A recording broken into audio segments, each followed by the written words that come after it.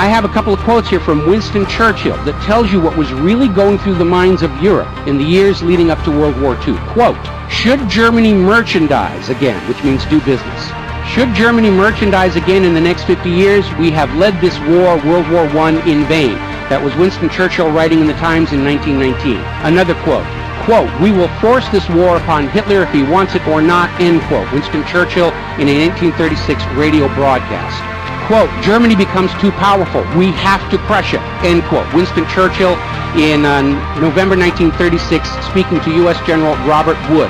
Quote, "This war is an English war, and its goal is the destruction of Germany." Winston Churchill, autumn 1939 broadcast. It was all about economics and profitability. Now, Germany's state-issued value-based currency was also a direct threat to the wealth and power of the private central banks around the world.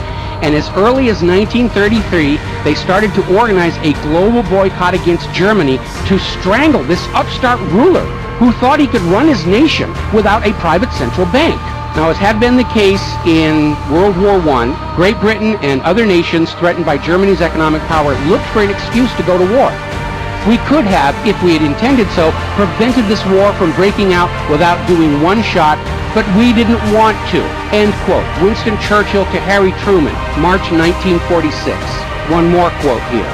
Quote, "Germany's unforgivable crime before World War II was its attempt to loosen its economy out of the world trade system and to build up an independent exchange system from which the world finance couldn't profit anymore. We butchered the wrong pig," end quote. Winston Churchill writing in his book, The Second World War.